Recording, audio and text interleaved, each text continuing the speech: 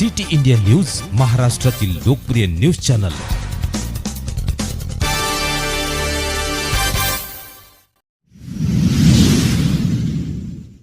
उपसभापती डॉक्टर नीलम गोऱ्हे यांनी ओंकारेश्वर ज्योतिर्लिंगाचे दर्शन घेत नर्मदेच्या तीरावर केली विधिवत पूजा। नद्यांच्या संवर्धनासाठी केली विशेष प्रार्थना। महाराष्ट्र विधान परिषदेच्या उपसभापती डॉक्टर नीलम गोऱ्हे यांनी आज ओंकारेश्वर येथील प्रसिद्ध ज्योतिर्लिंगाचे दर्शन घेतले। ओंकारेश्वर हे 12 ज्योतिर्लिंगांपैकी एक अत्यंत पवित्र व महत्त्वाचे तीर्थस्थान असून येथे मिळालेल्या दर्शनाचे भाग्य हा एक आध्यात्मिक अनुभव असल्याचे त्यांनी सांगितले। यावेळी ओंकारेश्वर मंदिराचे ऐतिहासिक महत्त्व, अहिल्याबाई होळकर यांचा या मंदिराशी असलेला सांस्कृतिक व धार्मिक संबंध याविषयी त्यांनी माहिती जाणून घेतली। त्याचबरोबर त्यांनी ममलेश्वर व ओंकारेश्वर या पवित्र स्थळांना भेट देत नर्मदा नदीच्या तीरावर विधिवत पूजा व आरती केली। नर्मदेच्या प्रवाहात शुद्धतेची प्रतीक म्हणून माता नर्मदेची आरती करत त्यांनी नद्यांच्या संरक्षण व संवर्धनासाठी प्रार्थना केली।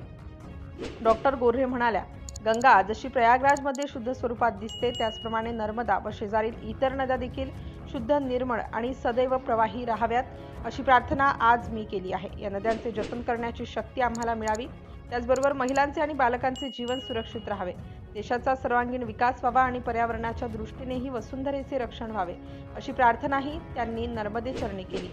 हर नर्मदे असा जयघोष करत त्यांनी ही भावना व्यक्त केली। यावेळी ओंकारेश्वर मंदिरात मराठी पंडित मोठ्या संख्येने उपस्थित होते। अनेक भाविकांनी डॉक्टर गोऱ्हे यांच्याशी संवाद साधत त्यांचे स्वागत केले व शुभेच्छा दिल्या।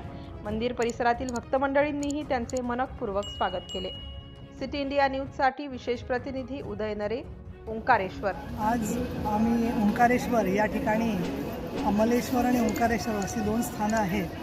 त्या ठिकाणी नर्मदेच्या तीरावरती माते नर्मदेची आरती केलेली आहे, विधिवत पूजा केलेली आहे आणि त्याचबरोबर आम्ही ओंकारेश्वराचं दर्शनही घेणार आहोत। 12 ज्योतिर्लिंगांपैकी असणारं एक हे अत्यंत महत्त्वाचं ज्योतिर्लिंग आहे आणि आज मी संकल्प हाच केला की गंगा जशी आपण प्रयागराजला शुद्ध स्वरूपात पाहिली तशीच नर्मदा आणि भारतातल्या नद्या सगळ्या या नद्यांना संरक्षण संवर्धन करण्याची शक्ती आम्हाला द्यावी।